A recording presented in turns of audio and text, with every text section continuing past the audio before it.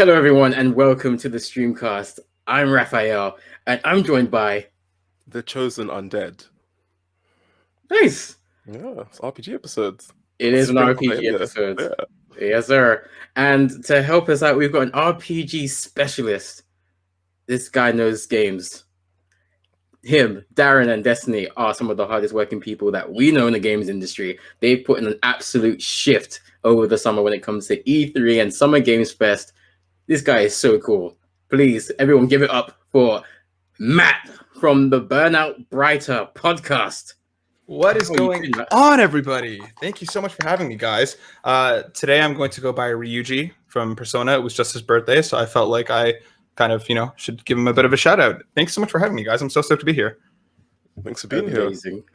I think you might be the first guest to ever be on point with like the gaming nicknames. I'm not gonna lie. So you've gone up in my estimation straight off the bat. I'm trying not to be as egregious with it when you came on ours and my gaming name had like 25 words attached to it. And my co-host got really mad at me every time I tried to talk about myself. So this time it was just really... I thought it was hilarious. But thank you very much, Matt, for joining us. For those who don't know, would you mind telling us a little bit what Burnout Brighter is all about? Yeah, for sure. So I'm Matt. I'm from Burnout Brighter. You can find me on Twitter at burnout_Matt, or you can find our content over at youtube.com/burnoutbrighter. We're a podcast/YouTube channel all about video games, mental health, social justice. We talk about a whole lot of different stuff. Usually it goes from complete chaos to having some pretty serious conversation. So we have fun. So if you're curious, come check us out. Andy was just on our show. Sorry, Raphael was just on our show a couple weeks ago, and we had a great time. So yeah, come check us out if you're curious. Excellent. Of course, your links will all be in the description below, and I'm sure you'll want to check them out after this pod is finished. Without any further ado, let's get into the meat of this pod. As the referee will call action on 45 minutes of football, we are calling time on the first half of 2021. And I'd like to get from all of you a game that you've just enjoyed playing the most, whether it was released this year or not. What game have you enjoyed the most this year? And we'll start with our special guest, Matt. So the first thing that comes to mind is Yakuza 7, Yakuza Like a Dragon. I absolutely adore that series, and them taking it and putting it into basically a turn-based structure. I was so stoked on it. The protagonist is probably one of my favorite protagonists in any video game in a long time. Like, he's just so optimistic, and he just believes in his friends, and it just that good old anime aesthetic of believe in each other, and friendship will save the day. But like, they also deal with some really serious stuff. And they just knocked it out of the park. I absolutely loved it. Ratchet and Clank would probably also be up there. I'm just not finished it yet, so I don't want to, have them compete yet. But Yakuza Like a Dragon was just so good. Have either of you guys played many of the Yakuza games? Have you played Like a Dragon? Unfortunately, not. Not but one. It is that series of games that everyone's like, you need to play Yakuza. Like, if you want to do RPGs, Yakuza is the way to go. So. Yeah, they're so good. I haven't finished them all yet. I'm making my way through. But they're so fantastic. And 7 is like a great jumping on point if you've never gone anywhere with the series. Especially if if the fighting style was something that kept you away from the other ones. 7's turn-based combat and stuff is just so good. It's so much fun. Awesome. That's a great answer. Isaac, how about yourself? Oh, so I've been caught off guard with this one because when I read the question, I thought you meant games that you've played that came out at the start of the year till now that you've played. So, answer's not quite there. But then here's the problem. I haven't enjoyed any game that's come out between January and July till now. No way. I don't think anything, for me personally, I don't think anything good has come out. So I'm here for the second part of that question. Okay. Before we get to that, Andy, what was your favorite game you played at the start of this year? So this might be a bit surprising. It's Resident Evil Village for me. Ooh. And I think, I think there's many reasons behind it. I think I like the direction they went by narratively, and it's one hell of a game. I've had a lot of fun playing it, and even watching Akira play it, it was tons of fun. The bit that actually scared me out, freaked me out, the fetus. If you've played Resident Evil Village, you know what I'm talking about. If you've watched the playthrough, you know what I'm talking about. That thing is the most disgusting thing I've ever seen in the game. and I've seen some disgusting shit. So Resident Evil Village, apart from that, amazing.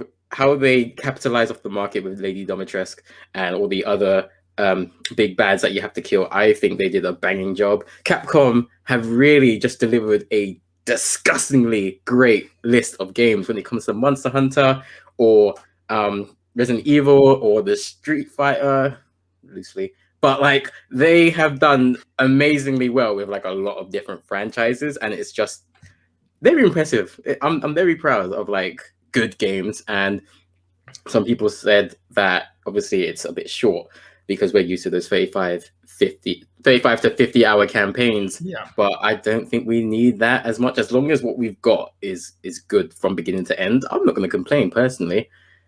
Matt mentioned Ratchet and Clank Rift Apart, and that was a very close second for two reasons at second place for me. One, like Matt, I haven't finished it yet. And two, Resident Evil Village was more out of my wheelhouse. Ratchet and Clank is a game that I would play all the time, and it's a safe option. Resident Evil Village is the complete opposite. And the fact that I enjoyed it, I think that speaks to how good of a game it is, because sometimes you go into a game that you've never played before, and whether you know it or not, you've picked up the internet's or you've picked up a reviewer's opinion of it. So sometimes you go into the game wanting to dislike it, but I genuinely could not. So it's Resident Evil Village for me. I'm really curious to check that game out, and because all the hype going into it, I'm a huge victim of the hype culture. Even if they're games that I would never play normally, if the internet's excited about it, I'm like, where I want in. Like I buy into it so quickly and so easily, like to a fault. Like I bought Anthem day one, which tells you pretty much everything I think you need to know. Mistake. But yeah, that just everything about Resident Evil Village just looks fun, and like I'm not big on horror games, but everybody says it's just a blast. And then I saw that giant fetus, and now I'm reconsidering. But after hearing you talking about it again, I'm so curious to check it out, and I think I will later this year.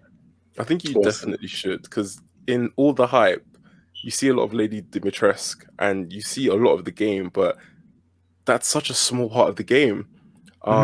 When Andy was streaming it, I think like I missed one stream because I was studying for something, and I came back and Andy was like, "Yeah, she's gone. She's we've dealt with her," and I was like, "You've got so many hours left. What? How is she an intro?" Like the game just builds so much after her, so there is it. Even though it is short, there's a lot of content, and I'd say it's what you put in is what you get out. So like you could rush through it, or you could just take your time and just really enjoy it. And obviously, because it's building off from Resident Evil 7, I think Village is 8. Like the DLC for 7 was so rich, and DLC for 8 is being prepared as we speak. So by the time you get to the game, there's going to be so much content there, and it does expand on the main story. So you're in for a treat, Matt.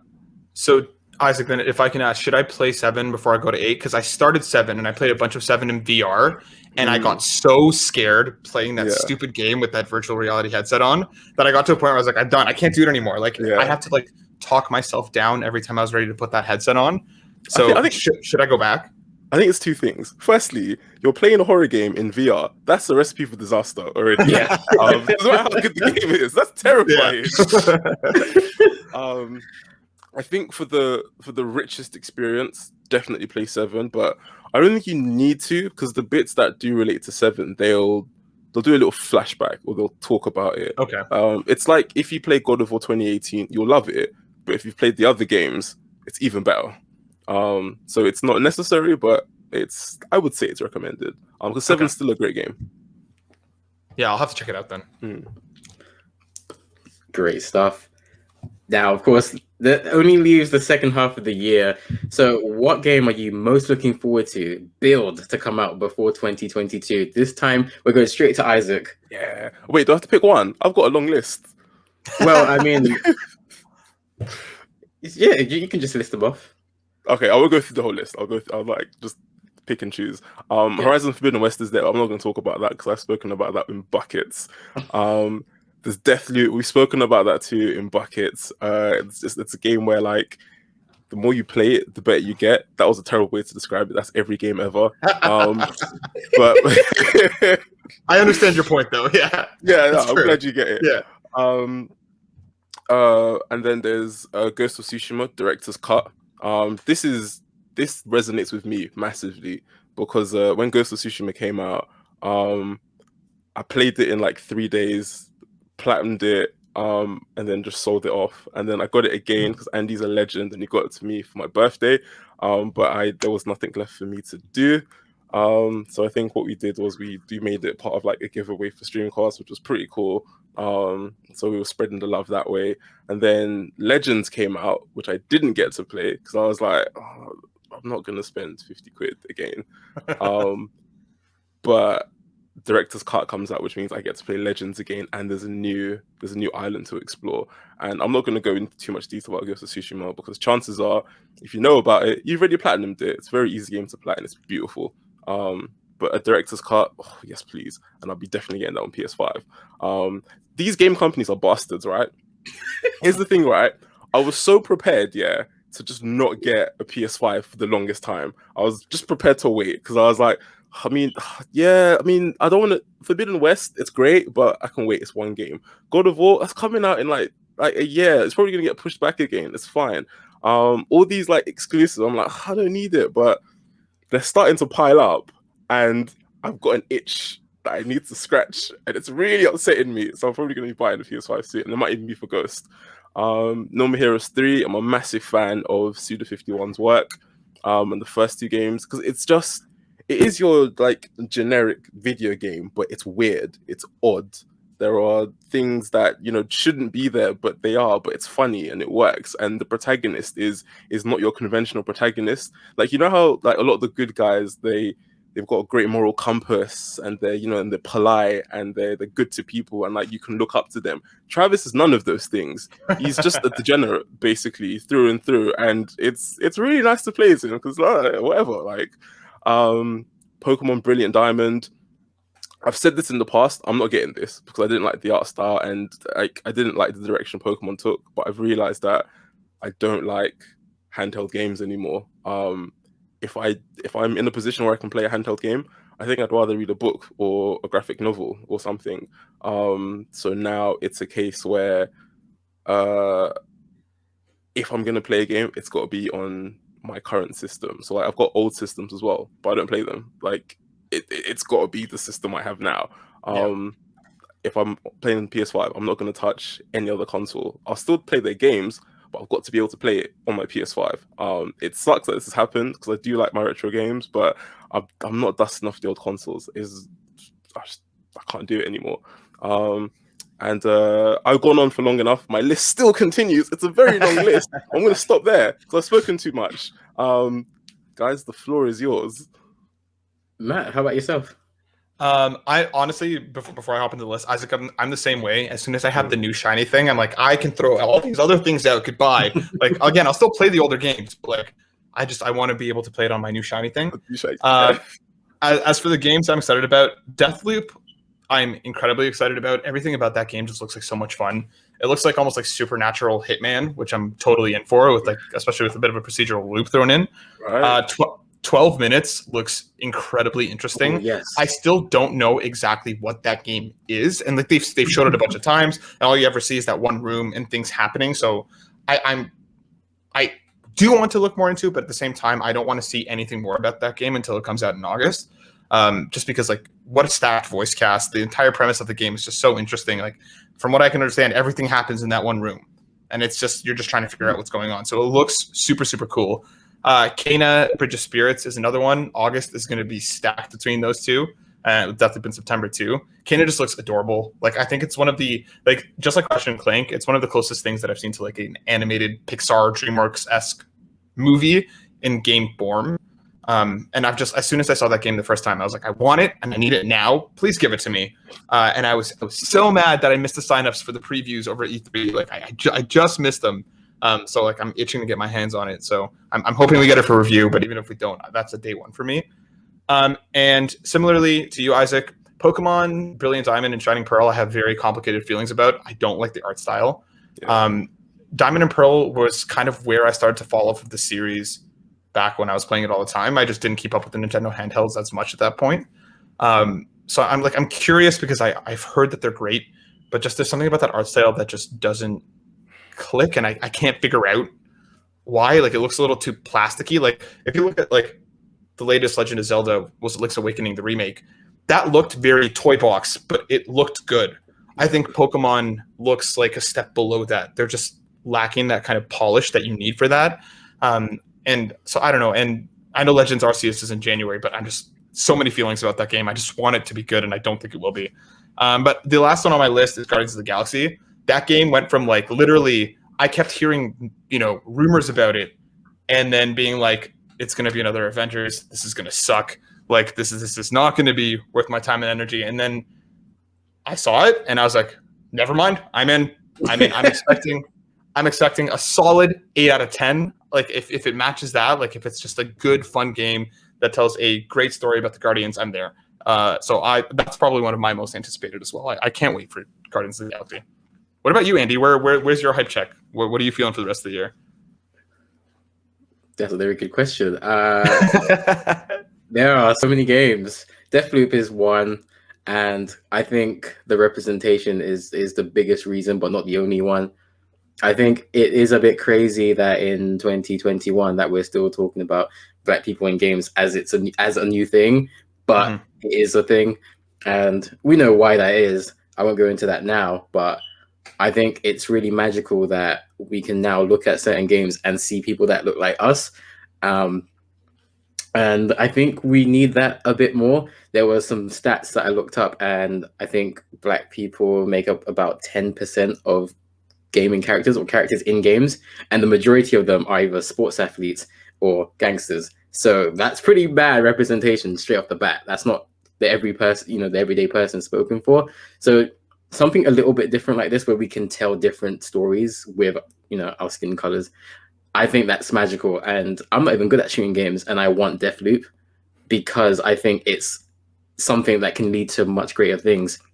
Like, I think Redfall, it was on the Xbox showcase, and again, that's something that looks amazing, and I want more like that.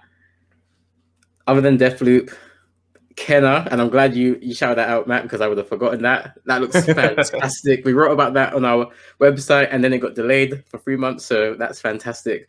But it looks so good. It gives me Prince of Persia vibes, 2008, and I can't wait to pick that up. It looks like there's going to be a lot of mystery, and what I love about these games is it looks like a good story is like the baseline on all of them. There are very few games now which just have a crap story. Like, it seems like the story is almost as important as the graphics, as important as the gameplay, and I love that. It's taken a long time, but I think gaming is now being accepted as a medium, as a storytelling machine, and I think Bridge of Spirits is going to be amazing. Guardians of the Galaxy is another one. As soon as I heard like the 80s music, I was like, they know what I want. They know. It's going to be a bitch to stream, but I'm going to find a way. They actually have a DMCA mode built into the game. So there's like a toggle that you can switch so that you won't get screwed on stream. They've actually considered that, which is brilliant. That's amazing. Nice, yeah. That does mean I won't be able to hear the kick-ass music, but I know. It's a small price to pay. I can't wait to be Star-Lord, and I love the fact that there's like decision trees with everything, and that is going to affect morale and relationships. Amazing. One that hasn't been mentioned, Ghostwire Tokyo. I have no idea how that's going to play, but it just looks so good. It looks like Ghost in the Shell if it was made into a game that was PS5 ready. And again, a game with horror elements, a game with mystery. It gives me Gantz vibes. I can't wait to explore and just develop my skills in a game like that. And it looks like it's going to be a really good first-person perspective game, and we don't have too many of those nowadays. Other than that, Ragnarok's coming out in 2022, so I can't mention that. Horizon Forbidden West is a maybe, so can't mention that. There's so many games, but I'm just hoping that they come out like ready and not rushed. Yeah, I think Ghostwire Tokyo looks really, really interesting. And yeah, like you said, Deathloop is just, I can't wait. I just want to play it now. My friends over at Level 1 Gaming actually just had the actress that did the motion capture in the VO for the black character from Redfall. So if you're looking, they have like a really dope conversation. So if you're looking for more on that, that's a really cool place to check. But yeah, I can't wait for that one either. But it's just so far. Excellent. With E3 back for the first time in 2 years, I wanted to get everyone's thoughts on how they thought the presentation, the showcases went. What was your favorite? Do you think E3 has a place in our lives in this point in time? Isaac, let's go with you first. First of all, what was your favorite gaming announcement? Elden Ring. Just everything Elden Ring. Like, looking at it, it just blew my mind because we didn't see a lot, but what we did see was more than enough. Because it seems like the whole Dark Souls formula in the world is back again, but there's now an increased speed to it that you'd find in, I can't speak for Bloodborne, I haven't played it, but that you'd find in Sekiro. So one guy, the way he like dodged through an attack, it seemed more akin to Sekiro. Combat looks a lot more fluid. A lot of the same moves and elements from the Dark Souls games come back into it, but now we've also got George R.R. Martin. So normally Dark Souls games are full of like rich lore and story building, and now we've got George in. So I don't know how they're going to do that. Are they going to make it more of a story game like Sekiro was, or will it still be, you kind of piece the adventure together like normal? Either way, it's definitely going to be a lot more rich.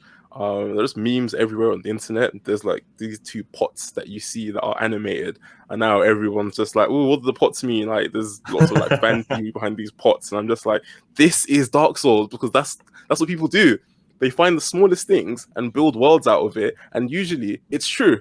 Because you see in Dark Souls 1, there's like a little like shrine that has like an armor set on it, and that armor set is, spoiler alert for Dark Souls, that armor set belongs to the sister of the boss that's just looking at it and is docile until you actually take the set, and then it aggroes you. Like, it's these little things like that really build the world. And yeah, I'm just waiting for more of that. Like, I've been salivating for a new From game ever since I beat Sekiro, and I'm like, yeah, this is my game. I want more. I say this, but it's not true, because I recently started Neo, which is a Souls-like game, and it's absolutely kicking my ass. So maybe I don't want this. Maybe I'm not ready. But either way, it looked really good. There's now horseback riding, which is new to the From Software series of games. So I want to see how like they bring that into it. And there's so much stuff that was in the trailer that I've forgotten by now, because I don't really want to look any more into it. Now that I have the release date, I don't want to touch it. I want to wait until the release date, sit down, get my ass handed to me a couple times for the first boss, and then go from there. But yeah, that did it for me. That literally, after that, I was like, E3's finished. This is what I came for, and now I have it. I'm done. So can I ask then? Do you think Elden Ring will be the best definitive FromSoft game? Do you think it's going to? Because I think Bloodborne is kind of like the one that a lot of people hold up on that pedestal. Do you think that Elden Ring will be the new gold standard? Do you think it'll live up to people's expectations? Do you know what? I think it will. I think Miyazaki can do no wrong. He saved From Software, because Dark Souls was a mess before he came along. He's now their president, and every iteration of their games has been better. Dark Souls 3 was better than Dark Souls.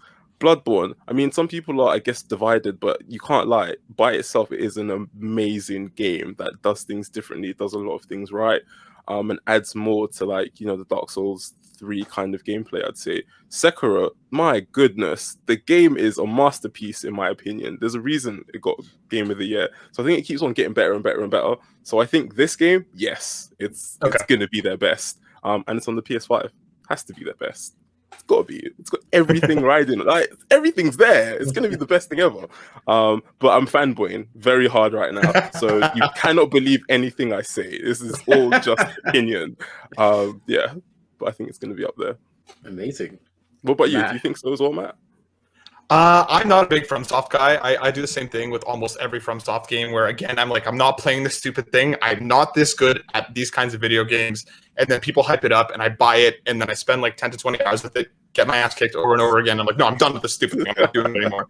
Like, I picked up, the newest one was Demon's Souls, right? The remake for the PS5. Yeah. I picked it up because I had a bet with one of my good friends that said that if I could finish it, then he'd play any Persona game of my choosing.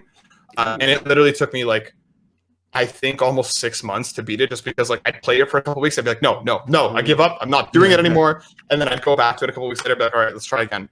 So I finally did it. But I think Elden Ring, I'm nervous because I don't think in any way, shape, or form it was going to be anything less than fantastic. I'm just worried that if it'll live up to these expectations that people have put up for it now, because like there's so much hype around a game, and I don't think we've seen anything like that since Cyberpunk, and we all know how that turned out. Not that I think Elden Ring will be anything like that, but like that level of hype, I think can be dangerous. I hope it lives up to it, because I think, like you said, FromSoft and Miyazaki have an incredible pedigree. I hope that regardless of how good the game is, I hope people's expectations are going to line up with where it lands. Because that would be my only worry about it. No, yeah, that makes sense. Yeah.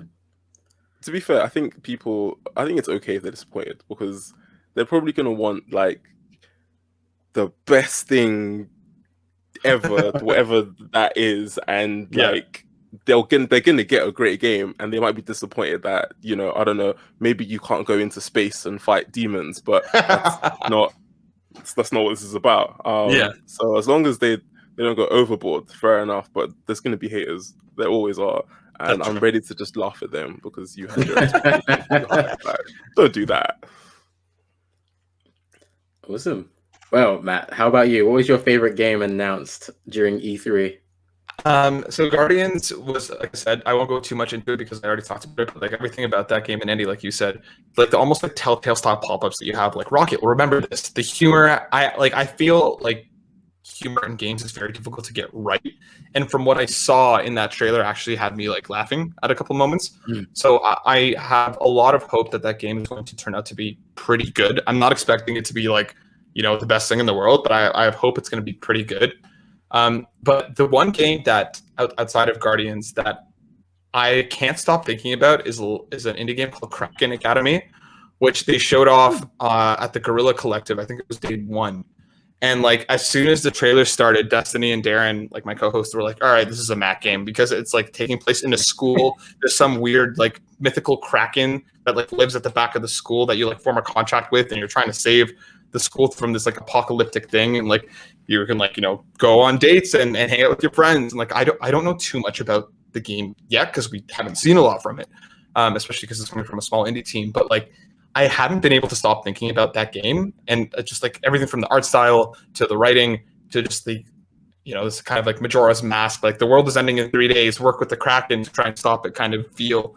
I'm so incredibly in on Kraken Academy, and I cannot wait to see more about it. I'm just so excited. What about you, Andy? Oh, sorry, Isaac. No, I was going to say, do they explain the Kraken? Because that one point alone has almost sold me on this game, because it's just so random and out there. Why is it Kraken? I don't know. And it's like this massive mythical being. Like literally, when they showed it on the trailer, it takes up like 3/4 of the screen. It's huge. So like, I don't know. I don't know what's going on, but I'm in. Like weird stuff like that, set in a high school with relationships and friendship. I'm there. I'm game. Sounds good. Yeah. Yeah, for me, I think I've got to say Redfall again, just because of how much they did in it. The representation was beautiful. I think having a black character just take center stage for a predominant amount of time was just really a breath of fresh air and what we needed, especially with everything that went on in 2020 and how companies really put their best foot forward in, you know, stepping down and talking down, not talking down, but like speaking up against racism. And to see that certain studios and certain companies have gone even further beyond and try to put this into their products that they're going to be selling worldwide, I think that this is a genuine step or intention of faith. And I really love everything about it. I think that, again, it's a shooting game, so I'm probably going to be rubbish at it, but this is a game that I'm willing to play. It's a game I'm willing to get an Xbox for. It's a game that I'm willing to learn and be good at. Also, I really love the Kazuya announcement. If I could, I would say that was the best thing, but I can't. That's not a game. But yeah, that's so hype. I was so hyped when they did that. I was like, oh, it's a bit mad, you know? Just throwing people into the volcano. I was like, yes! Beautiful stuff. Well never thought we'd get Kazuya in Smash. I thought we were getting, Dante or some other fighting game character. I never thought we'd get someone as serious as Kazuya, and the presentation that Mr. Sakurai did was just beautiful. He knows his fighting games. He's so knowledgeable. He's like a professor on this thing. So it was beautiful to see. Who do you think is going to be the last character? Who do you like? Who's your biggest hype check moment? Like, if you guys could pick that last character for that battle pass, what do you want from it? Because like even like I keep getting these characters that I'm like, yes, now they're a me costume. Yeah, I want this one and another me costume. So what do you guys want from the last one? Because you got you hyped, but what do you think the last one is? Or what do you want, I guess? That's a great question. Oh man. It's such a difficult question, but a good one. I mean, my troll answer is Goku. I want Goku in Smash, so like everyone can be annoyed. God. But I don't know if you've seen it. Isaac and I had like a 15-minute argument about Goku being in Smash. It is fantastic. I don't know, because everyone I can think of is kind of lazy now. Because I wanted Dante, and now he's a Mii fighter, so I don't really want him anymore. Don't really want Jin because that cheapens Kazuya. I don't have a good answer. I personally really love Crash, and I know it's kind of like a stereotypical answer, but I think like him and Spyro are kind of like the last massive like mascot platformers that we don't have in Smash. So like as you know, as cliche as that answer is, I'd really love for one of them, because like Isaac is already from Golden Sun, is already a Mii fighter. You know, Lloyd from Tales of Symphonia, already a Mii fighter. So like I think either Crash or Spyro would be super cool for me. But Isaac, what about you? What are you hoping for? Now that you've mentioned that, like I think Spyro would be pretty cool. I just don't know how he'd fight or play. That's one thing that worries me. I don't think we have any there's a word for it, a scientific word for it, but I'm not smart enough to remember or know it. But something that's walking on like 4 legs, I don't think we have any of those in Smash. So it'd be an interesting way to Quadruped? Yeah, that's it. Imagine I said that and looked really smart saying it. We don't have any of that in Smash. I don't know how it would happen. But Spyro would be cool. But I guess my cop-out answer is I'm okay waiting because I don't know what I want. Like like the characters have come out and I've been like, yo, that's sick. I was never expecting Sephiroth. Boom, there he is. I was never expecting Kazuya. Boom, there he is. I'm gonna leave it to Sakurai because he's already made a decision like 2 years ago. Like we can't change who's coming in now. So whatever comes next, I'm sure it's gonna be good. So yeah, I guess that's my cop-out answer. I don't know what I want, so I'll just wait. Trust Sakurai, that's it. Yeah. Who do you think had the best showcase out of everyone who came out and showed support for E3?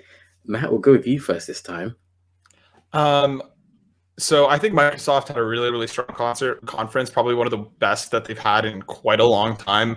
I love how they've now finally understood, like, show us the games, tell us they're a Game Pass. Like, so many games look interesting, so much coming to Game Pass. Like, even if there's not something for you immediately, there's so much more coming. But I really have to give it to the Guerrilla Collective. And I'm kind of going to cop out and include the Wholesome Direct in that because they were kind of working together. Guerrilla Collective, both day 1, day 2, and then Wholesome just had so many incredible indie games. And like Wholesome itself was like 75 games in like 45 minutes or something. Like they were just like game. And there was just so many incredible looking stories, so many beautiful looking worlds, just games that just look like they're going to be so much fun to play. I thought the pacing was fantastic. Justin, who's the one of the head people over at the Media Indie Exchange at the Mix, I thought he did a great job hosting. I think we got to see, and we actually got to see devs on screen talking about their games, and especially with indie developers, I feel like that passion comes across as much more genuine than with a lot of AAA devs that we see on screen. And like, I don't think there's anything wrong with that. I just think that the AAA have much more involved in their publishing and their PR to kind of be on there and put the right face on. I think that kind of indie game spirit came across hard on Guerrilla Collective. And I think it was fantastic. I thought there were so many games that like, I was like, all right, wish list. Oh my God, another one. I was taking notes furiously, and Darren had to be like, okay, this was the game. This was coming out. As I'm like trying to keep paying attention and also type so we can start the shows. Like, I think they just completely knocked it out of the park. And especially the pacing was great. There were so many awesome looking games. I think that Guerrilla just absolutely destroyed it. I think they were my favorite by far. Fantastic. And an answer that wasn't one of the big three. I appreciate that. Isaac, yourself? That's a really good question. Unfortunately, this year I didn't have the most time to watch the showcase, but I will say, after I saw Elden Ring, I was done. So, where was the Elden Ring showcase? Whatever Wasn't showcase that was, Summer, that one. Summer Games Fest? Or am I mixing that up? I think it was Kickoff Live. I think you're right. Well then, I'm gonna double check. In that case, my favorite E3 showcase was the showcase that wasn't in E3. It was the Summer Games Fest. Oh, That will be excellent.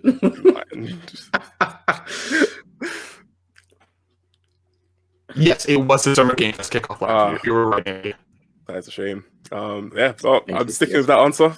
It is That's my only yeah. answer. If that's if that's the right answer for you, it's the right answer. So absolutely fine. For me, unlike Matt, I'm going for one of the big three because I'm basic, and it's Nintendo. And I really want to give it to Xbox this year because, for my money, this is the best ever presentation they've ever done at E3. For as long as I've been interested in games as an adult, Xbox has always they've been okay, or they've had a bad showcase. And that could be said about PlayStation and all the other companies as well. But this year, Xbox really, really knew what they were about. This was the first time in a very long time I felt like I know what Xbox stands for. And it feels like all of those years of acquiring studios and doing all of this, agreeing contracts under the table and on top of the table and all of this stuff, it's finally coming to fruition now. It makes sense. They built an impressive roster. Signing Bethesda might have been, signing of the millennium, give it a few years. And Game Pass is going to be such a gargantuan statement on the games industry for consumers that I wouldn't be surprised if we saw something like Xbox Game Pass being an app on PlayStation, because that gives them so much more money and so much more exposure, a reach, exactly. Because PlayStation have already shut down Game Pass many, many times, and unless they are willing to eat their words, I don't see them doing that. They've said it doesn't make sense, it's not financially feasible. Microsoft aren't going anywhere. Financially, they're here forever. They're going to outlive all of us. So I can see Games Pass, it requires no thinking. It is the best deal in gaming. And you'd be mad to turn your nose up at it. I can fully see it taking over the gaming industry. And that's kind of what Xbox want now.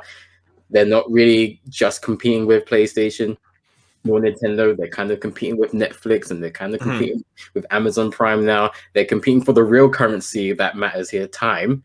They want people to be playing Xbox Games Pass, whether they're in their house, on the commute, traveling somewhere else at a friend's place. You can really play Games Pass wherever you want now because, they're on phones and stuff. And this showcase was just this is Games Pass. This is what we've been working on for the last X amount of years. And this is what you're going to get. And you don't have to pay anything extra for this. If you got a PlayStation, you might have to pay full price for some of these games. Think about it. So it's Nintendo though, because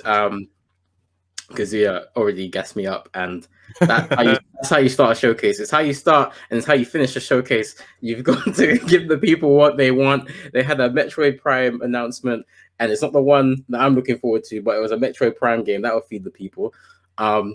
They finished off with Breath of the Wild 2. Everyone knew that was going to be a thing, but the fact that they finally stopped teasing us and gave us a little something was all that I needed to remind me that I need to finish the first game. So it's Advance Wars! I can't wait for that coming back. No, yes, I'm that wasn't for me, but I think I remember Matt just going nuts on his Twitter. And I was just I was people love this game, and I'm happy for them. Yeah. I just grabbed to go back to Game Pass for a second. I literally just grabbed a deal, $1, and they threw for a month, and they threw in 2 extra months. So I literally got 3 months of Game Pass for $1. If that's still available, and it's through Xbox, go cop that, because they literally just added streaming through browsers, I think, as of just a few days ago. So you don't even need to have a good PC to play Game Pass now. $1 for 3 months is just nuts. I think you're 100% right, Andy. I think they're coming to be the definitive streaming platform, just like Netflix is. And I think they're heading that way, and I think it's a great call. Yeah. Like with all the smart TVs going around, I wouldn't be surprised if in a few years you don't see Games Pass, that green square app, alongside those other apps. It makes so much sense. It's a genius move. Even if it doesn't make money, it's a genius move. I think it will make money, even though people might think it might lose you money, because like, how often do you buy a game, you play a game, and you either sell it or it just lives on your shelf forever? Like, just having this freedom of like, okay, what's flavor of the month this week? Because games really are consumed like television programs a lot of the time. You watch it, you forget about it, that's it. It gets a thumbs up on your Netflix list, and you never look at it again unless it's something special. And even then, like, it'll be once a year or once in a blue moon or something. Like, this will keep people there. So you, as a gamer, you don't have to be like, oh, am I gonna, I don't know, like buy this game this month, or am I gonna get a new pair of trainers or something? It's just like, no, I got the pass. It's only £10 a month. It's not a big deal. It's fine. I can play it, and like, it means you can play more games as well. I don't know about you, but there have been so many games where I'm just like, it kind of looks good, you know. I want to try it, but for $60, I believe it. But if it's right there, then you'll play like so many games that you might not even be interested in. And let's say I'm not saying they're going to do this, but let's say they put like a game on there and it turns out you love it, but the sequels aren't on there. But now you love this game, you're buying the sequels. You'll just outright buy it. Like, it's gonna happen. So I don't know. I think it's a really good thing to have. And it'll definitely make them money, even if it looks like they might be losing money. They're gonna have a market share. They're gonna be fine. And as Andy said, it's Microsoft gonna outlive us. The thing that's wild too is that even the games that are on Game Pass still sell incredibly well. Like Sea of Thieves charted, The Medium charted. Every game that they've put out day and date still sells incredibly well, despite the fact that it's on Game Pass. So I mean, I can't see how it will not. If it's not already making money, I can't see as, you know, if they start adding in Ubisoft, like EA, if they start kind of getting more and more value to it, I don't see how it's not going to make money. I think you're 100% right, Isaac. And I think that now is the time to buy it, because like Netflix, I think Netflix was like £3 at some point, and if you got it at the start, you've got for now £3 with your 15 screens that are 4K. You've got that for £3 a month. So get Game Pass now before it becomes like £25 a month, and you're kicking yourself. Just have it and just have it in your back pocket. So the final point about E3. So we didn't have it at all last year, and I don't know how people's lives were affected differently. Do you think E3 still has a place in today's society? Is there a need for E3, and why? Matt, let's go with you first. Not as it currently exists. I think that for myself, E3 has been around ever since as far as I can remember, right? It's one of those things that's like, it's anybody who's in the industry or who's paying attention to games knows when it's coming. Everybody's hyped, and like the amount of work that goes in around that time is ridiculous. But like, I think with Jeff doing more and more with Summer Games Fest, and him being very forward thinking with how he's doing it, like a ton of demos that you can access while it's going on, right? That he puts a lot of spotlight on the indies. He knows what he's doing. And I feel like E3 is now starting to live in Summer Game Fest, and in everything that Keighley does. I think he's starting to live in his shadow. Because like anybody who even tried to get media access this year, the online portal was a giant waste of time. It was incredibly useless. The most opportunities we got through being considered media was from publishers contacting us and being like, do you want to see some of our games? But like, I think that as it is now, there's a lot of conferences that happened this year. I didn't even watch Gearbox. I heard it was a mess. Square was fine. Capcom was a total and utter waste of time.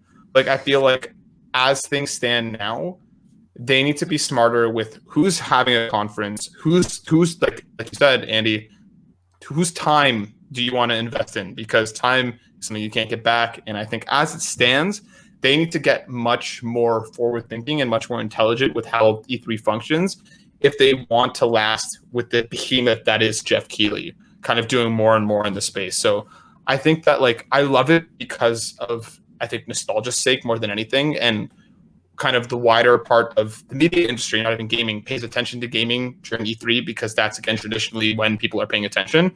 But you see, I mean, like Sony Nintendo and Xbox all have their own direct messaging to their customers now. They don't need E3 anymore. E3 needs them.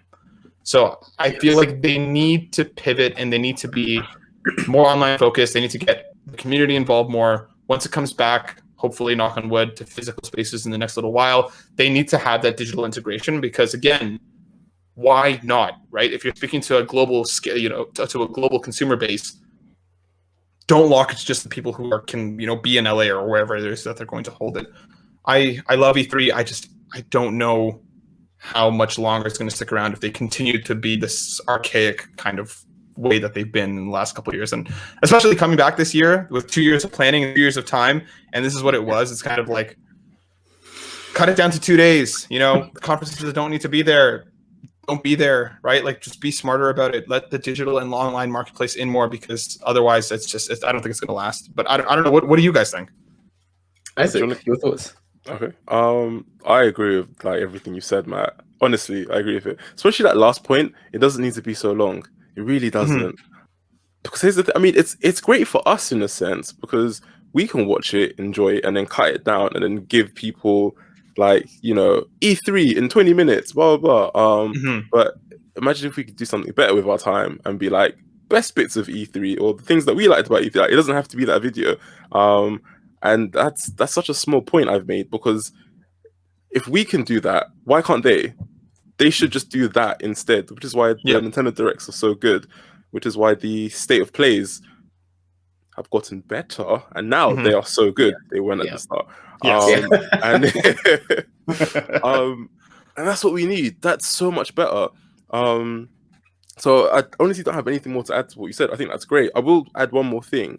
And it's something that I realized because I consumed E3 really odd this year. I barely watched it. I think I saw the first day. It wasn't even E3. It was when Elden Ring came along. That wasn't E3, but I saw that. And then I think I just had to watch the best of bits.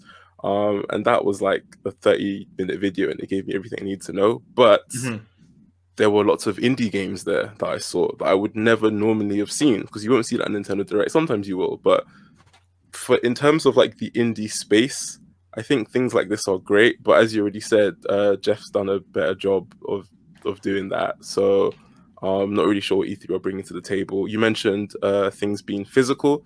So like, I think I get why it's in one place, because to do lots of events around the world, that takes a lot of logistics and planning, and you can't have one side of the world get it before the other side of the world, because that defeats the whole purpose, because then it's not unique and special, and people won't be interested if it's happening like everywhere, so you have to do it all at the same time. But anyway, I think that's just me rambling. I think for the most part, completely agree with what you said. What they've done, it is very archaic, and I think it's because they're still living in the past where they knew people would just come to, everyone would just travel, everyone would just go there, they could just have things on the floor and just do it, and it would just work, and there was no one to challenge them. And now Jeff's come along, and they're all running scared. So, I mean, for the indies, I definitely want them to have a platform, and it seems like they do. But everything else, you don't really need it. And with social media being what it is, like, regardless if you want to hear certain news or certain pieces of news, if you're in the gaming sphere at all in any way, shape, or form, you probably know because you're using Smash now. You probably know like all the big games coming out. That's how social media works. It just it makes sure that you know what is happening in the world. So with the gaming sphere, the really, really big games, they don't need E3 at all. E3 needs them. And then the smaller games, there are better platforms than E3, much better platforms than E3, especially because E3 is expensive as well for no reason. If you want to be a part of it, it's very inflated. That's what I think it is now. But yeah, Matt, I completely agree with everything you said. You are right. You are a breath of knowledge. You probably know more about the industry than I do. So who am I to try and add more? I agree. But I mean, your point is perfect, I think, because your favorite part of E3 was Jeff Keighley's Summer Game Fest kickoff live. Like that's exactly that. Just makes the point, right? Like, I don't know. Andy, what are you? Where do you think E3 does it still have a place? To be quite blunt, I don't think it does. I think it's archaic, as you said. It's old. I think the success of E3 was based off the fact that the way information got around back in the day was slow compared to how it is now. Didn't have Twitter, didn't have Instagram, didn't have YouTube as refined as it is now. And newspapers and magazines were still really quite popular, really still quite useful, which is why having a physical showcase with one place where everyone comes to made a lot of sense. Since Twitter and the digital age came really into its own, it just doesn't make sense. Like, as you said, there were certain companies that came on, and I don't know why they wasted their money being a part of E3. Because what did Capcom even do? What did Bandai Namco even do? Bandai Namco sat that. I mean, I'm not trying to knock the guy who did it, but the guy sat down in the chair for like 15 minutes and talked about one game that we knew about for like 6 months now. There was nothing that he added. Nothing. It was a waste of time. And this is what they're trying to show to us, promote to us as the premier gaming event of the year. It may have been, but I don't think it is anymore. Sony knew like 3 years ago that E3 is done, and they just quit. They just cut. They didn't waste any time. I mean, I don't know who that new boss is, but he's savage. He doesn't care. Like, at least Nintendo and Xbox are pretending. At least Nintendo and Xbox are pretending to care about E3 still. They don't care. They know that they don't need them. Nintendo Directs they do them all the time. They're masters of it. Short, presentations. What are they, like 20, 30 minutes long? Mr. Sakura can do them on Smash characters alone. In his house. Like, what people want, I don't think E3 understands anymore. And what 2K did, or Take-Two, what they did is a big sign of E3 not understanding what people want.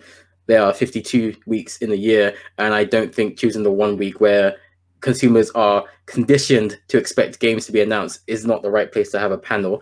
Despite the contents of the panel, it was a very good panel contextually, but it was not the right time. Because all that happened is you got a bunch of grumpy gamers who didn't know what they were expecting, like literally just blowing a gasket over this panel. It's not the time for that. Square Enix had a good showcase. Did they need to be there though? Not really. Like, there are so many other companies now. Capcom are a good example, who know how to do showcases anyway. And there's nothing wrong with doing a showcase about one thing. As long as you're honest about that one thing, I think people are understanding. Like, State of Play is, I don't think PlayStation fully understood how to do presentations until they cut out all the meaningless crap and just showcase what people are interested in. The big game coming out around the corner, Last of Us 2, that's what we care about. Ghost of Tsushima, that's what we care about. They did Horizon Forbidden West, that's what we care about. Give us 30, 40 minutes of that and we're fine. We're happy with that. No one's ever going to get it right 100% of the time. But PlayStation were an example there of understanding what didn't work and fixing it. And now they have a formula that does work. E3 now, they have a very big test in front of them. They need to come back hard next year, because if they fail 2 years in a row, I don't know how forgiving people are going to be. And I mean, maybe fail is harsh, but for me, it wasn't it. I could have done without it. Like, there are several places, like Burnout Brighter, for example, that I could have got bite-sized, 10, 20, maybe an hour, but, that's a lot less than what the showcases we got were. And I understand everything that happened in E3. I know what games I'm going to like just from the descriptions. E3 is archaic. E3 doesn't work the way it is. I'm not 100% sold on Jeff Keighley's alternative, because I think it takes too much of the formula of E3. But I do think Jeff is more of a breath of fresh air. So I think he understands what consumers want, because I think he's a gamer. I think he's a gamer himself. So I think he understands. This idea that people want to sit around for hours at a time looking at gameplay footage after gameplay footage after gameplay footage, I don't think is realistic. And, even Netflix and Amazon Prime understand that after a few episodes, people aren't watching. So I think E3 needs to understand that maybe there's a different formula that they can follow. We had a podcast on it earlier.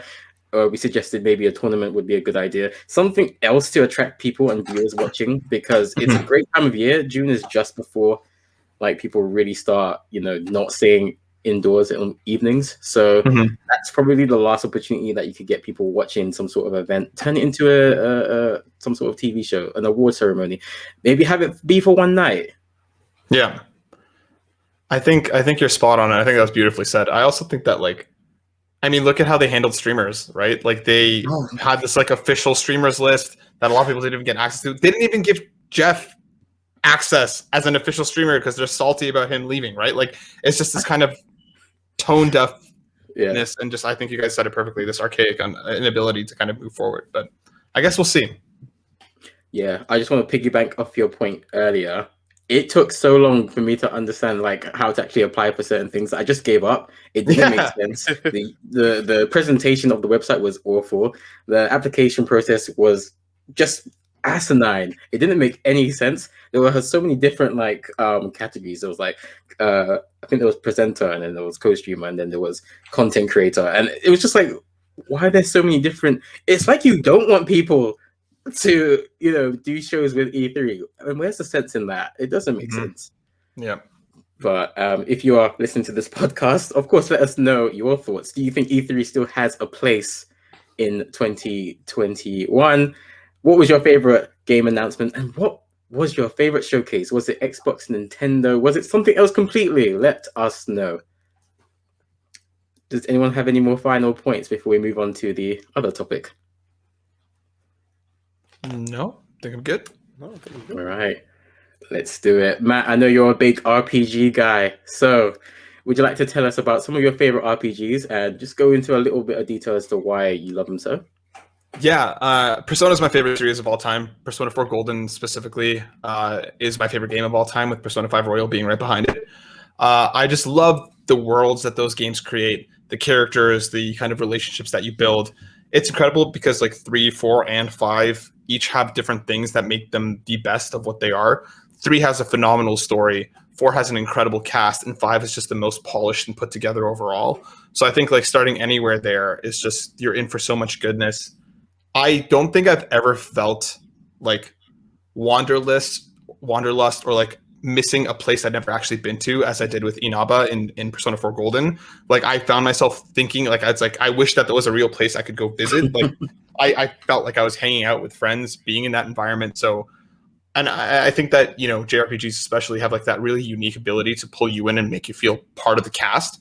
So the combat's fantastic. The Pokemon-esque like, personas that you get and your ability to kind of fuse them and to swap them out, just the relationships and the way that the stories go. And I mean, Persona is pretty much the definition of like, start out by saving a cat, fight a god who's trying to destroy the world by the end of it, right? Like that's obviously there, but I just think they usually do it quite intelligently, and the writing, the presentation, the gameplay is just all so good. So I absolutely adore Persona.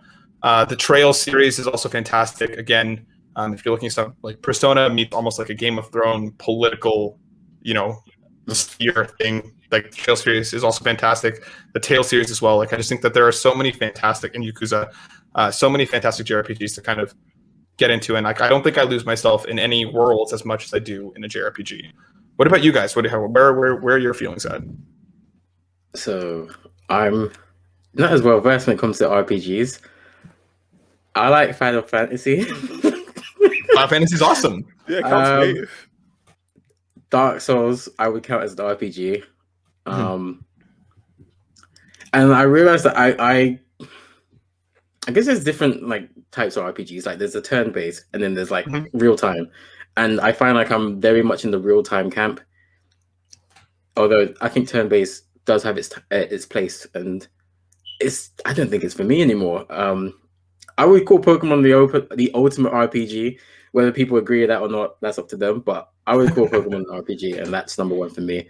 So my opinion is very different, but I understand that Persona is massive. I don't know if that's always been the case, or if that's more of a, as people have become adults, they've understood what Persona is meant to be. But yeah, I definitely appreciate what Persona does.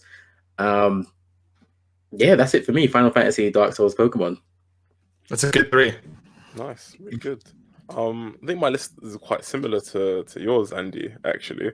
Um, like big fan of Dark Souls as well. Obviously, Pokemon is, I think it's what a lot of people start off with. Maybe in the West, anyways, like because Pokemon was so big growing up. But mine, I'll set a few of you, but it's Cyberpunk 2077. That Ooh. glitchy mess that came out at the end of last year. Yep. So I think I got super lucky because I have the base PS4 that I got from like CEX years ago, and played Cyberpunk on that. And for the most part, it was fine. I mean, Wow. it did crash every single time I played it without fail.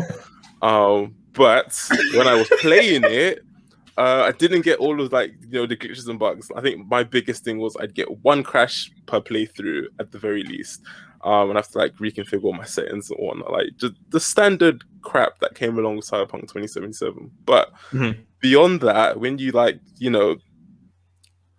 that clean the shit off the cake, you still got a really nice cake. Like, it's quite good.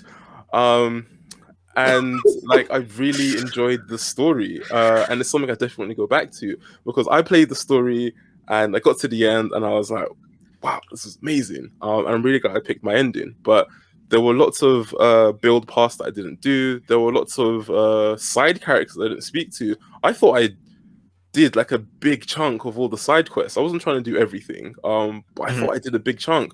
Didn't even scratch the surface. There's so much that I missed. I just want to go back, but what I did experience was, I always wanted to get the next level, get the next power up, like really go through the companion quests and the side quests and go through all of that. Like I think what makes a really good RPG is when you can, and I say this for a lot of games, when you can like go off the beaten track, like stop doing the main story, and then all the other little stories like they work and they're really good and they help you get stronger for the main like story. And you really build your character, and like the whole thing about a Night City is you're trying to become the big bad, the best mercenary in all of town. And there's so many ways to do this. Like there was an entire sub quest of like what mercenaries are normally known for is like taking people in. I didn't do any one of those quests. Like so much was missing. But yeah, there's so much that went into it, and I think I'm veering off the JRPG aspects and just talking about how much I love it. But it is, sorry, not JRPG. It's not a JRPG. It's RPG. But just as an RPG, as a game, is an RPG, but as a game, I absolutely love it, and that's why it's my favorite RPG. So yeah, I could speak about it a lot, but I won't do that because it's not everyone's cup of tea. You know what, though? I think you're spot on. I actually played it as well at launch. I played on PS5, and similarly, I had at least one hard crash per session. Yeah. I think you're right. There's a good cake in there that I think just needs a little more time to finish baking, and I think there's something really that I think once people get to it, because I think a lot of people are waiting for that. It's fixed now. I think a lot of people are going to give that game a lot more credit. Because I think you're 100% right. Oh, that's what. Quick question. So obviously, like, we don't want to spoil the end of the game, but like, what ending did you get? Like, I don't know. I'm sure you can say it without saying it because there are certain people you work with and whatnot. Like, which ending did you go for?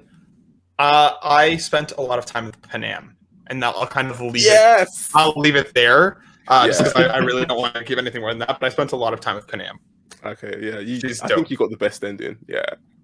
She's super cool. Yeah, and similar to you, there's so many side quests and so much more that I want to do in that game. I just don't want to be frustrated by it just playing it. I had one horrible bug where I was doing a side quest and I was in a car that was being driven by the computers, and I got out with somebody that was supposed to be like chaperoning, and as we kind of got out of the car and started walking to our location, the car literally like burnt out in light speed, like Back to the Future, took off, killed the person that I was supposed to be protecting, knocked me down, and I had to reload to an unskippable cutscene of them talking to start the car ride again. So like there's things like that like I'm like, oh man, like I didn't even do anything. I was just walking and this car just went through both of us and I failed the quest. So like I think there's so much there that deserves to be played. I just think it just needs a little bit more time. So I think you're right, Isaac. I think there's a good kick there. Yeah, stick it back in the oven. Yeah. Well, Cyberpunk 2077 is back on PlayStation Store after being famously removed for being too shit. So they've put it back, and I don't know if that comes with the promise of it's good now, you can play it, but I'm sure that people are willing to give it a chance. Gamers are forgiving, right? So oh yeah, for sure, very understanding. Yeah, we're not irrational at all. All right, so the question that I'm posing to everyone here, what anime do you think will make great RPGs? Open discussion. Anyone can answer whatever.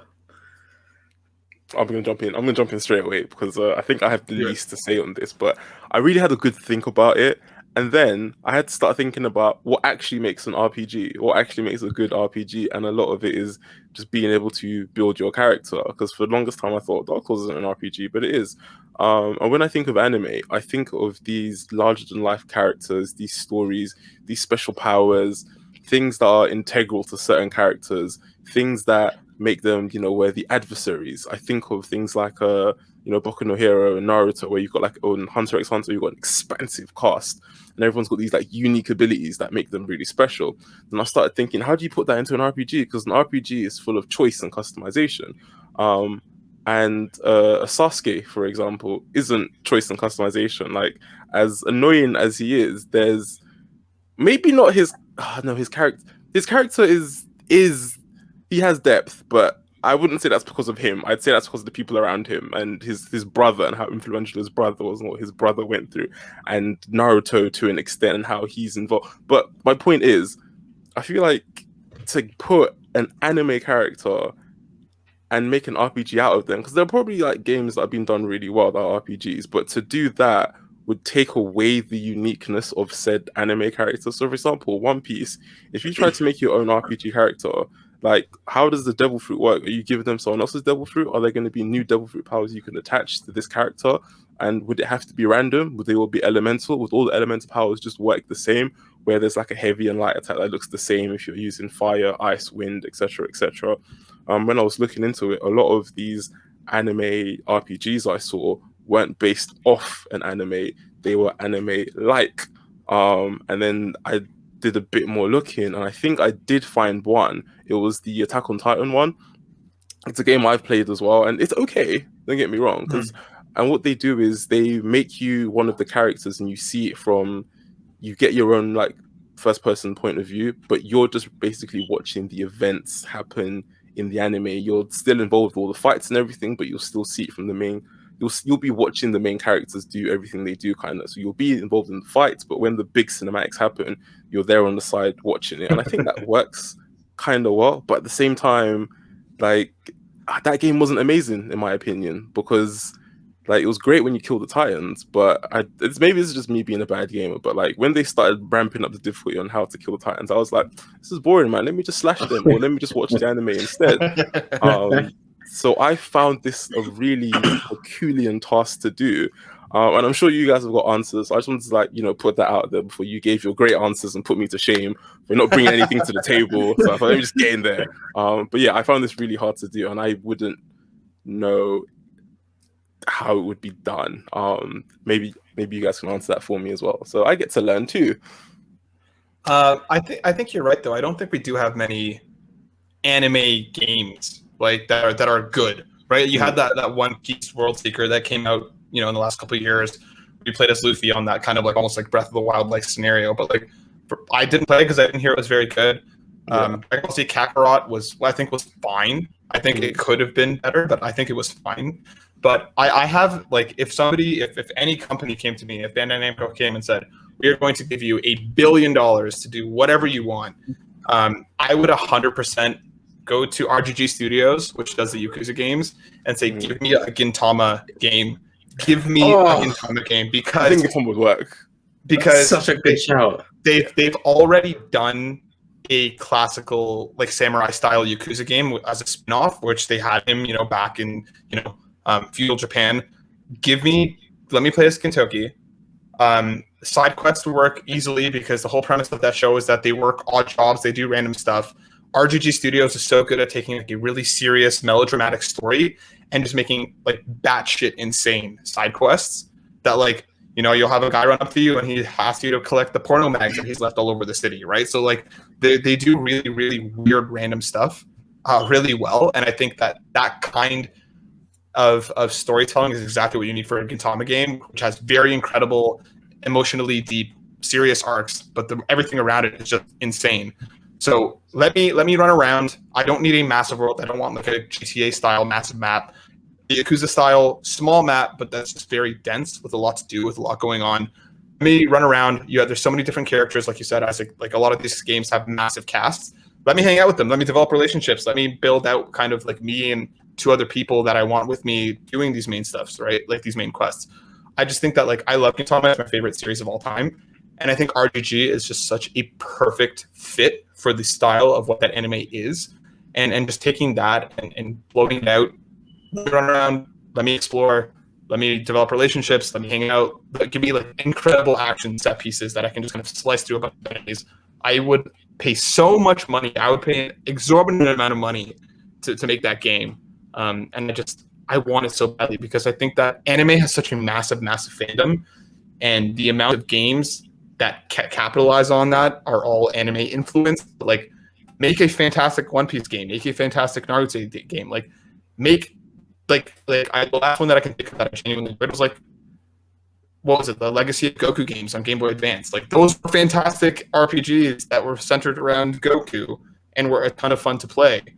Given that they were on handheld, I think these games would sell like crazy if people actually put the money to make them good. Because like Jump Force is cool, but it's all we get is 3D arena battlers. Even the new Demon Slayer is a 3D arena battler, and I just feel like take some more risks, make some more cool stuff. Like why not? I think they would sell like nuts. Is the new Demon Slayer a 3D arena battler? Because yeah, isn't there an open world? I'm not sure if in between. I just know that the set, like at least I think, I could be wrong here, but like the battles are just again like the 3D space, like the Kill la Kill games, like like it's just kind of like this is just what these games usually are. I think there's so much more potential. It pretty much plays like the Naruto Ultimate Ninja Storm series, where it's a 3D aspect and it's just copy and paste. And those games had an open world story mode as well. At least the first one did. So that's probably where that's coming from, the story mode, maybe. Yeah, that makes sense. Yeah. That's not super engaging. It's nice to run around the Hidden Leaf Village, but yeah, that wasn't the meat and potatoes of the game. It was the battle system. Fair enough. And that's fine. It's just that like I don't think every game needs to be that, because it just dilutes it. It doesn't make the new one feel new and exciting if you have the same combat that you've had for the last 5 years and other properties and other franchises. But that's me. Andy, what do you feel like? What anime game do you want to see come? So yeah, I did find this one quite difficult to answer too. Like Isaac, I asked myself what makes a good RPG, and I think I've got it down to like a class system in terms of you need to be a type of character. And it is the laziest answer I can think of, but I think Dragon Ball has the most potential for an RPG. We've seen it with Kakarot, and we've seen it with the Xenoverse series. They've been close, but I feel Bandai Namco kind of were lazy with those games. I think if they really wanted to, we could get something amazing. As you said about the Legacy of Goku games are really good, especially 2 and 3.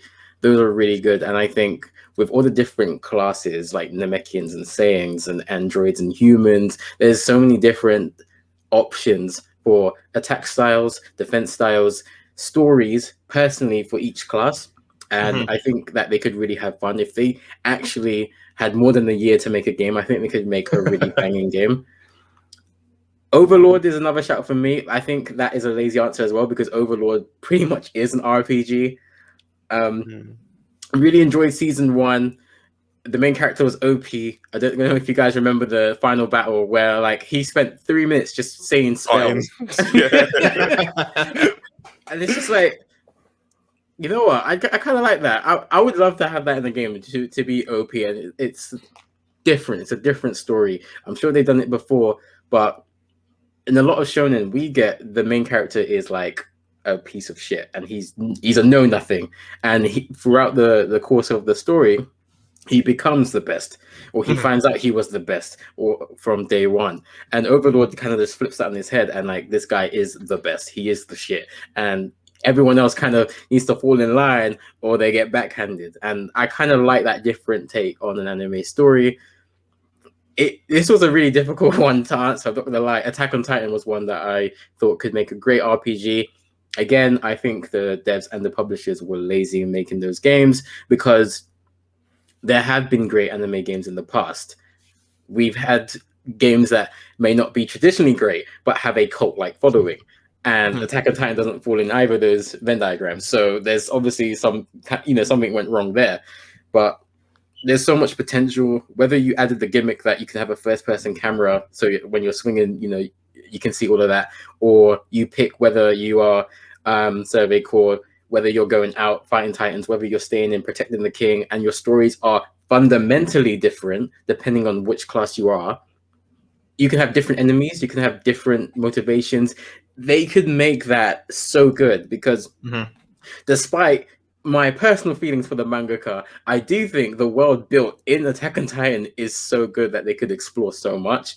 Like what they found in the basement, for example, like there's so much that they could build off of that, and there's so much more they could add in terms of main tasks and side tasks that Attack on Titan could easily be a banging game. They waited way too long because season 2 came out like 5 years after season 1, and all the hype died. So I don't see anything happening for them anymore. But like there was a golden opportunity where Attack on Titan was the most popular anime since Dragon Ball Z in the West, and like they could have really done some damage if they went all in on like some animated movies and some games. It's just the way things were at the time. Yeah, I think you're right.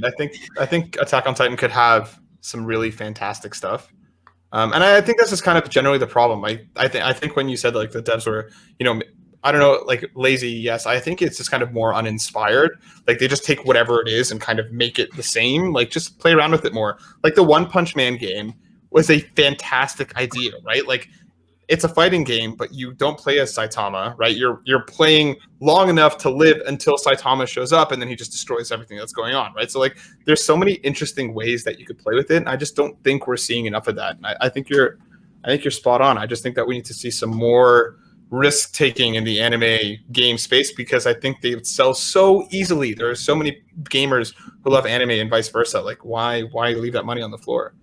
Absolutely. Like there's so many people who would buy a game just because Goku's on it. Like, exactly. Yeah. Bandai Namco doesn't need to worry financially. I don't believe so, at least. So why not take a few more risks? Like as you said, they really just copy what they've taken from the anime into the games, and for some games that's okay, and like that can work. But I think for every game, like there was a good 20 years of Dragon Ball Z games just being the story. And at what point does it become, boy, how many times do I need to know that Goku beats Frieza and Gohan beats Cell? Like I kind of know this now. Yeah. There's a lot more that they could do. I think Isaac made a great point earlier where like with these characters who have unique powers like One Piece, it would be hard to kind of make a pure RPG unless you would like to give it a completely clean slate. And I don't know how well that would sell because you kind of need the characters that made the brand in the game to kind of sell it. I think Naruto could work because of the village system. You can have village. You could have the class system be the village, and then you learn different attacks, and then your motivations and your enemies are different that kind of way. But I don't think that they're going to do anything other than fighting games with Naruto or like that's the main bread ticket. Like they might do a side game that's an RPG, but I think like fighting games is what they see Dragon Ball Z as, it's what they see One Piece as, it's what they see Naruto as, etc. It is tough. Like games where that the story is centric around one person, I don't think make great RPGs. I think Berserk would be a really bad RPG, for example, just because there's no one else that can do anything really other than Guts. So I think you kind of want games kind of like My Hero Academia where you do have like 3 or 4 top guys in terms of like class 1A. Again, I think that would be tough to do because of all like the unique powers. And then how do you what do you do then? Do you just take someone else's power like Isaac said? Because then where is the uniqueness of it? Like that's what the magic of a Witcher 3 is or a Dark Souls. being able to like come up with your own attacks and like your own style of play, and not just trying to mimic something that you've seen elsewhere. Mm-hmm. Yeah, I think you're right. I think it's just like even stuff like My Hero, I think lends itself really well. Like a lot of my favorite JRPGs and RPGs focus a lot on relationships, and like why not focus on the relationships between these characters more? Even if you have an OP main pro tag, focus on the relationships more. Like build out the story more around the people rather than just the fighting, right? And I think that's just kind of all we see. I think that's such a good point, especially we're talking about anime, because like at the end of the day, it doesn't matter how good the fight scene is if there are no stakes, if you don't care about the character, if like they don't explain why they're there, or why they're fighting, or you don't know what someone's goal is, or you don't know like the tea between like two different characters, and they're finally fighting. Like that's what makes it really important. Like so just to like really drum home that point, there's a manga that I read called Hajime no Ippo, and spoiler alert for this manga if anyone is. Wait, Andy, you're reading it, aren't you? Spoil away, bro. No, never mind. I'm reading it, but spoil away. Okay, Spoil away. Spoiler. But like the main character and his rival, basically, they have like a fight in the first episode, and basically the main character kind of gets a lucky punch, scores her down, and technically wins the training fight. Whatever, but both of them basically like come up together and become really good boxers, and like they become like the media dubs them these fated rivals or whatever. But something always happens, and they're not allowed to fight each other. So maybe someone has to be in a different weight class, or someone's retiring. In Hajime no Ippo, boxers retire and come back into it all the time. It's something that you don't need to worry about. But like that fight hasn't happened. There has been no fight, but I'm so invested in that fight, and that's only because of the characters and seeing where they started and how they grew up, and like their interest in the fact that they want to fight each other so much and how they've gotten better, and they'll like watch each other's fights and be like, oh, he surpassed me, how has he done this, and like I have to get better. And you see them like bigging each other up even though they're not even actually directly communicating with each other. And even though it hasn't happened, that's the fight that I really want to see, that I'm most excited for. If it was just two people having a fight in a ring with like no context or anything, but this is boring. So I completely agree. It's the relationships that really build out and flesh out a game. If that's not there, then like what is the point? So yeah, I think a lot of anime games need more games that are more than just fighting games. Like get some more persona elements in there where like you have those companion missions and like you build relationships, etc. Especially if you can cultivate like a new story that isn't directly tied to the anime, because as Andy said, how many times are we going to see Goku beat Frieza? How many times are we going to see that Chi-Chi just wants her children to become academics and not fight? Like we know this, tried and true. Like give us something that we can invest in. So yeah, I completely agree. And to go back again to your original point, I would 100% buy a Gintama game. The minute you said it, I was like, where can I have it? And then I got sad because it doesn't exist. I know. There is a Gintama game, but it is a 3D arena battler. So it's just like, again, like... What is that? I can't do anything with that. Yeah, and make it happen, I'll buy it. You're leaving money on the table, Matt. You've coined it. I'm just waiting for you to make it. I know, right? I wish. Go for it, bro. I wish. This was an interesting discussion because I didn't know what you were both going to say, and I didn't know whether I'd come off as like, shit, I don't know shit. I'm glad that there's something about this that there's some sort of consensus, and Gintama was a brilliant shout. As soon as you said that, I was like, oh my god, yes. Why that was a chef's kiss. Yeah, so good. I think, Isaac, you made a great point, and it just relates to all games. The story needs to be on point. Otherwise, you're just doing mindless tasks. Even if in that game you are doing mindless tasks, if it's to build to a big goal or a big task, it makes sense. And really, that's what gets gamers invested, like feeling like you're part of something bigger than yourself. And a really good story can really achieve that. Agreed. Yeah, fully agree. Like it's like so it's not really a spoiler for God of War, but like Odin's like, so in even in the lore of like God of War and like Nordic lore, Odin's got ravens. He's actually got two that sit on his shoulders and they bring him news from the world. But what God of War did was they spread out like I think 40 of these in the world, and you have to kill them every time you see it. Like, it's such a small, mundane task. Every time I heard them glittering away, I'd be like, oh, I gotta kill one. I gotta do it. Yeah. Gotta get to 40 out of 40. So yeah, like having something that drives the game is so important. Absolutely.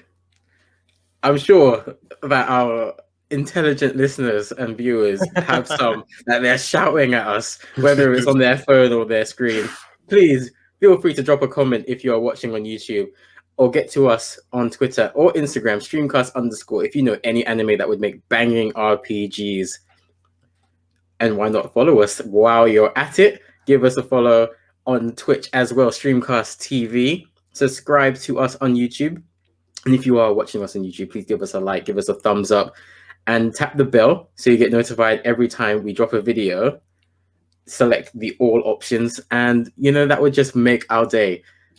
We're going to give a shout out to our official patrons, Spilt Milk Studios. Please give them a follow everywhere that you can find them. They are great people. And if you would like to be a patron yourself, we'll put the link in the description and you will find out all that you get with the various tiers. Matt, I'm going to ask you once again, can you please shout out your platforms? Awesome. Very quickly, thank you so much for having me on. It was an absolute blast talking about RPGs and anime with you guys.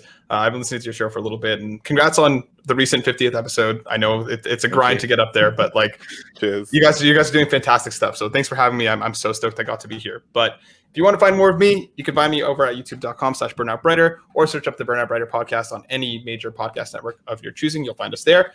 We have reviews, we have Let's Plays, we have a whole lot of stuff going on our channel. So go check that out. And we are coming up on episode 100 in just about a month. So we have big plans coming, which we'll be announcing very, very soon. So find us over there and get ready.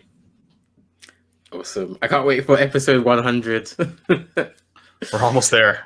Nice. Great milestone. It is a big one. And thank you very much, Matt, for coming through. Really appreciate your expertise and your insight. Yeah, you added a lot to the show. And make sure you follow the Burnout Brighter crew.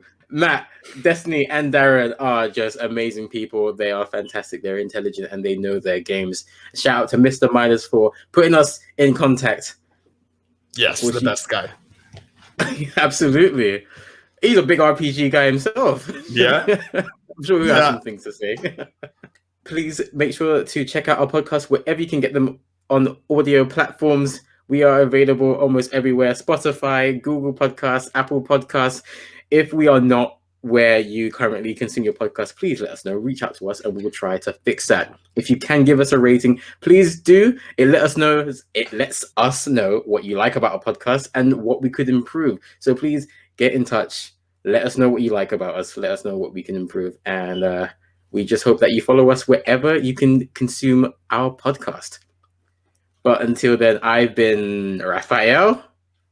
Isaac has been Chosen Undead. Matt has been Ryuji. Take care of yourselves, everyone. Stay safe, and we'll catch you on the next Streamcast.